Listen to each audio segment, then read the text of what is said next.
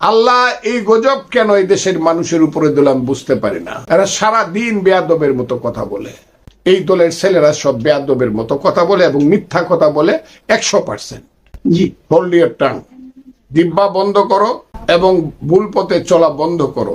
তারা কিন্তু সীমা লঙ্ঘন করতেছে, এদের পিছনে কোনো কালো শক্তি আছে। আমরা দেশের যে অবস্থায় এখন আছি, এখন একটা বিশেষ পরিস্থিতি বিরাজ করছে দেশে। এটা বিশেষ বললাম এই কারণে, একদিকে মানুষের মধ্যে সামনে নির্বাচন কি হবে কি না হবে এটা নিয়ে একটা আলোচনা, বিপরীত দিকে পলিটিক্যাল পার্টিগুলির মধ্যে এক ধরনের চিন্তা, এক ধরনের প্রস্তুতি। তার বিপরীতে এই অন্তর্বর্তীকালীন সরকারের কোন উপদেষ্টাকে সরাসরি রাজনৈতিক দলের ব্যাপারে তারা সরাসরি এক ধরনের নেতিবাচক মন্তব্য করছেন। তো এই রাজনৈতিক দলের ব্যাপারে এই মন্তব্যগুলো অন্তর্বর্তীকালীন সরকারের যে নিরপেক্ষতা, সেই নিরপেক্ষতাকে কি আপনি মনে করেন যে কিছুটা হলেও ক্ষতিগ্রস্ত করছে?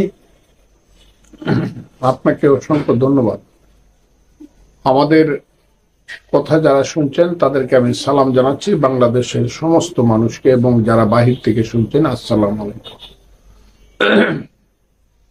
আসলে বাংলাদেশে এখন যা হচ্ছে তা হওয়ার কথা ছিল না, আমার চিন্তায়ও ছিল না।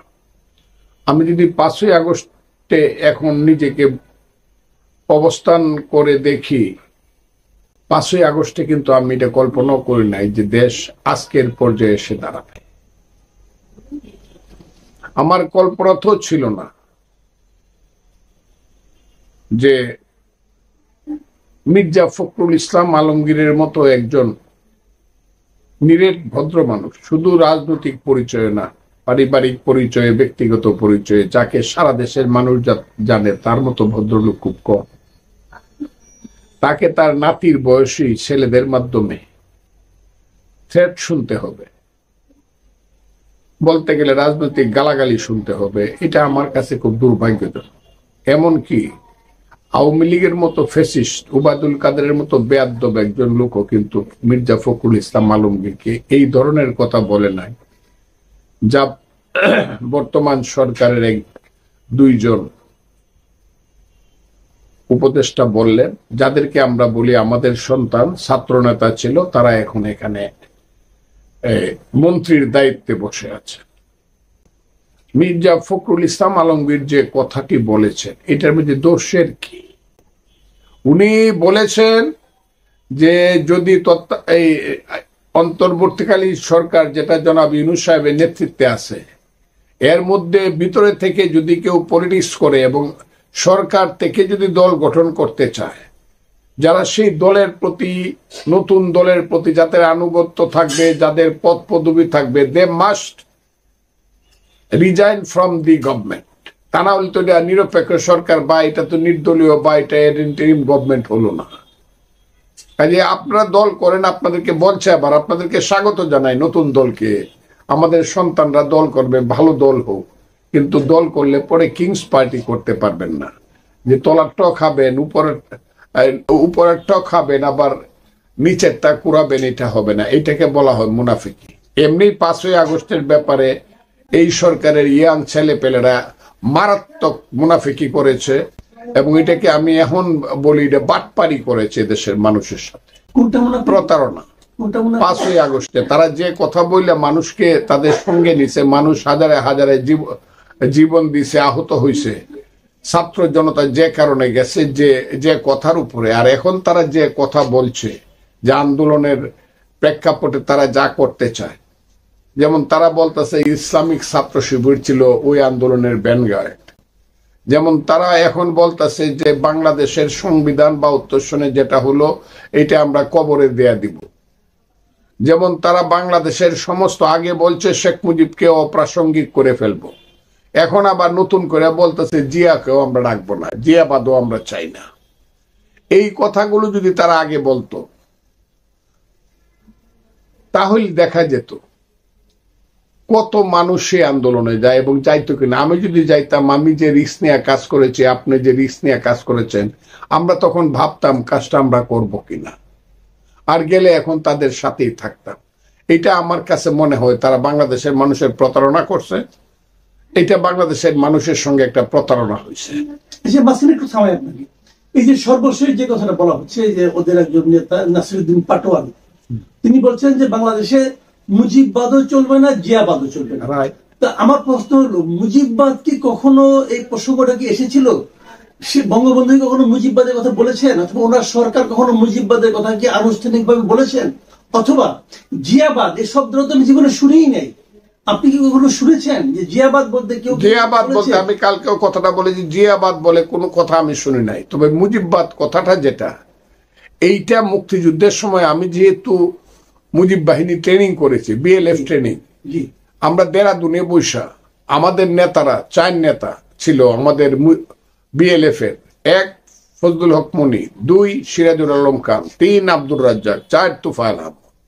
তাদেরকে নিয়ে সবাই সিদ্ধান্ত করলো যে বিএলএফ কইলে অনেকটা বুঝে যাচ্ছে না, সোজাভাবে এখন যুদ্ধের সময়টা বলতে হবে আমরা মুজিব বাহিনী। এই যে মুজিব বাহিনী নামটা আসছে 62 সন থেকে যে বিএলএফ গড়ে উঠলো, এইটাই মুক্তিযুদ্ধের সময় মুজিব বাহিনী হইল। মুজিববাদটা কি? মুজিববাদটা হইলো যখন ছাত্রলীগ ভাগ হয়ে গেল, জাসদ ছাত্রলীগের ব্রিলিয়েন্ট লোকজন চলে গেল under the leadership of Sirajul Alam Khan, তার ছায়া এবং আসম আব্দুর রব শাহজাহান সিরাজের নেতৃত্বে ব্রিলিয়েন্ট ছেলেরা চলে গেল। তারা স্লোগান দিল শ্রেণী সংগ্রামকে ত্বরান্বিত করে বৈজ্ঞানিক সামাজিক বিপ্লবের মাধ্যমে বৈজ্ঞানিক সমাজতন্ত্র আমরা কায়েম করব। অত্যন্ত চমকপ্রদ একটা স্লোগান। এখন ওই স্লোগানটা তো নূরে আলম সিদ্দিকী যারা ছিল বা আব্দুল কুদ্দুস মাখন যারা ছিল, ওই স্লোগানটা তারা তো আর দিতে পারে না। কাজেই তারা সমাজতন্ত্রের স্লোগানটা না দিয়া বলল যে আমাদেরও সমাজতন্ত্র চাই, আমরা গণতন্ত্রের মাধ্যমে সমাজতন্ত্রে উন্নীত করব দেশকে। এইটার নাম দিল, প্রসেসটার নাম দিল মুজিববাদ। এটার পিছনে কিন্তু কোনো থিওরি বা থিসিস ছিল না। সরকারি স্বীকৃতি ছিল? হ্যাঁ, সরকারি না না তাও ছিল না, না তা ছিল না। কিন্তু ছেলেরা এটা, আমরা এটা বক্তৃতা করতাম বা ছেলেরা এটা ছাত্রলীগের। নাসিরুদ্দিন পাটোয়ারি যে মুজিববাদ এবং জিয়াবাদের বিরুদ্ধে ফাইট করতে যাচ্ছে, এটা কি প্রকৃতপক্ষে কোন আদর্শের বিরুদ্ধে ফাইট নাকি একটা ছায়ার বিরুদ্ধে লড়াই? এটা তো একটা ছায়ার বিরুদ্ধে। আর এইসব ছেলে পেলেরা কি জানে? কিছুই জানে না, এরা কিছুই জানে না। আমি এদের যে ইতিহাস নিছি, সেই ইতিহাস বলে তো অবাক হবে তারা। একদিন তো ইতিহাস আমি না বললে আমি বলবো না, কারণ সন্তানের ইতিহাস বাবারা ওইভাবে বলে না। আমি এদের যে ইতিহাস জানতেছি, তাদের বাড়ি ঘর, অমুক তমুক, পুরুষ পূর্বপুরুষ, এগুলা যা জানতেছি, তাদের জনপ্রিয়তা যার যার এলাকাতে, এরা যে কি বলে, আল্লাহ এই গজব কেন এই দেশের মানুষের উপরে দিল আমি বুঝতে পারি না। এরা সারা দিন বেয়াদবের মতো কথা বলে, কথা বলবে, সন্তান পিতার সঙ্গে সব পিতার বিরুদ্ধে বিদ্রোহ করবে, কিন্তু সংস্কৃতির সীমা লঙ্ঘন করবে না। তারা কিন্তু সীমা লঙ্ঘন করতেছে। আমি একটু আগেও বলছি যে ঈদের দিন আমার 1 বছরের বড় ভাই যে, তাকে আমি সালাম করি, নামাজ পড়ি সালাম করি বড় ভাই। বাঙালি কালচার, এটা কালচার। একজন মুরব্বী রাস্তা দিয়ে হাইটে যাইতেছে, আমার চেয়ে 10 বছর, আমি চেয়ারে বসে আছি, এমনি উঠে যাই, মুরব্বীরা দেখলেই সিগারেটটা লুকায় ফেলি। আমি সুপ্রিম কোর্টে ওকালতি করি প্রায় 50 বছরই প্রায় হয়ে গেছে। সুপ্রিম কোর্টে ওকালতি করি, জজ কোর্ট মিল্লা, টোটাল প্রায় 48 বছর হয়েছে। আমি যদি জানি আমার একদিনের সিনিয়র একজন লোক আছে, তাকে আমি স্যার ডাকি। এটা বাঙালির কালচার। এই কালচারটা এরা নষ্ট করে দিচ্ছে। এই কে ওই নাসিরুদ্দিন পাটোয়ারি কবে কোথায় পলিটিক্স করছে, কোন ইনস্টিটিউশনে কখন কলেজের বিপি ছিল, জিএস ছিল, কোন ছাত্র সংগঠনের নেতা ছিল, কেউ জানে না। এরা একটা, আমি মনে করব এরা একটা, ওই যে জাতিসংঘে বলছে মিটিকুলাস কি না ইংরেজিটা বলছে জনাব, এইগুলা আমার মনে হয় কেন জানি যে এরা একটা সময়ে একটা জায়গা থেকে সৃষ্টি হয়েছে, এদের পিছনে কোনো কালো শক্তি আছে এবং তাদের উৎপত্তি স্থল হলো একটা জায়গা বাংলাদেশে। এরা এখন বিভিন্ন নামে ডালপালা মেলছে, কিন্তু উৎপত্তি স্থল হলো একটা জায়গা। যে কারণে তারা, আমি আগের থেকেও জানি, এখনো আমি দেশে বিদেশে অনেকের সঙ্গে আমি আলাপ করছি, সবাই বলে এটা আগে থেকেই এরা বেয়াদব। এই দলের ছেলেরা সব বেয়াদবের মতো কথা বলে এবং মিথ্যা কথা বলে 100%। মানুষকে হেয় প্রতিপন্ন করার জন্য, অপমান করার জন্য প্রয়োজনে যে কোনো ধরনের মিথ্যা কথা বলবে, কিন্তু মুখে থাকবে ইসলাম এবং ধর্ম। জি, যে কথাটা শুরুতে আমি বলছিলাম যে আপনি কি মনে করেন যে এই সরকার, মানে মির্জা ফখরুল ইসলাম আলমগীর বলেছেন যদি এই সরকার নিরপেক্ষতা বজায় রাখতে না পারে তাহলে নতুন একটা সরকার গঠনের প্রয়োজন হবে নির্বাচনের সময়। আমি বলতে চাচ্ছি কিন্তু যদি দিয়ে বলেছেন, আমার প্রশ্নটা হলো আপনি এখন পর্যন্ত যা দেখছেন এই সরকারের ক্যারেক্টার এবং এই সরকারের কর্মকাণ্ড, আপনার কি মনে হয় যে এখনো পর্যন্ত এই সরকার তার নিরপেক্ষতা বজায় রাখতে পেরেছে? আজকে একটা মিটিং হয়েছে, মিটিং এর পরিধিটা মৌলানা আজহারির মতো তো 15 লক্ষ লোকের না, মনে করেন 1500 লোকের বা 1000 লোকের, কিন্তু সব মুক্তিযোদ্ধা, 71-এর রিয়েল মুক্তিযোদ্ধা, রণাঙ্গনের মুক্তিযোদ্ধাদের একটা মিটিং হয়েছে আজকে। এই যে ইউনিটি রিপোর্টার্স ইউনিটি, যেটা গড়ে বাইরে মিলায় কোনো জায়গা ছিল না, আজকে এত হয়েছে। উপলক্ষটা ছিল জিয়াউর রহমানের জন্মদিনের ব্যাপার উপলক্ষ, কিন্তু বক্তৃতা করছে আমরা সব মুক্তিযোদ্ধারা, আমি, আব্দুল সালাম, সাদেক খান, উলফাত এবং বীর প্রতীক, বীর বিক্রম অনেকেই, এবং প্রধান অতিথি ছিলেন মেজর হাফিজ উদ্দিন আহমদ, বীর বিক্রম, উনিও বীর বিক্রম। আমরা সব একসাথে একমত, সারা বিএনপি এখন একমত, কোনো ডিফারেন্স নাই। একদিন বিএনপির মধ্যে দুদুল্যমানত ছিল মুক্তিযুদ্ধ ইত্যাদি ইত্যাদি ছেলেদেরকে নিয়ে, কিন্তু এখন আমরা সবাই বুঝতে পারছি যে ফখরুল ইসলাম আলমগীরের মতো একজন ভদ্রলোককে যারা এই ধরনের শুধু ইলেকশন চাওয়ার অপরাধে, এবং যদি নিরপেক্ষ করতে হয় তাইলে যারা দল করে তাদেরকে পদত্যাগ করতে হবে, এইরকম একটা নির্দোষ কথা বলার অপরাধে যারা এমন অপমানজনক কথা বলতে পারে, আমরা এদেরকে আর বিশ্বাস করতে চাই না। আমরা তাদেরকে আজকে আমরা মুক্তিযোদ্ধাদের পক্ষ থেকে শেষ কথা বলে আসছি, জি, হোল্ড ইওর টাং, জিহ্বা বন্ধ করো এবং ভুল পথে চলা বন্ধ করো, তাহলে তার পরিণতি ভোগ করতে হবে, জনগণ সেই জন্য প্রস্তুত হবে। আচ্ছা, আরেকটা প্রশ্ন আমি, আরেকজন উপদেষ্টা মাহফুজ আলম গতকালকে বলেছেন যে এই নির্বাচনে আওয়ামী লীগের নির্বাচনে অংশ নেওয়ার কোনো সুযোগ নেই। এটা বলার পর তিনি আরেকটা জায়গায় বলেছেন এ দেশে কেবল বাংলাদেশ পন্থীরাই থাকবে এবং তারাই নির্বাচনে অংশ নেবেন। আমার প্রশ্ন হলো বাংলাদেশ পন্থী এই বিষয়টা বলতে আপনি কি বুঝেন? উনি কি বলেছেন উনি জানেন, আপনি কি বুঝেন ওনার মুখ থেকে উচ্চারিত হওয়ার পর? আমি এবং একটা সাপ্লিমেন্ট হলো উনি যাদেরকে বাংলাদেশ পন্থী বুঝিয়েছেন, কিন্তু তার চেয়েও বড় প্রশ্ন হলো কারা বাংলাদেশ পন্থী নয় বলে আপনি মনে করেন? আমি আপনাকে বলি,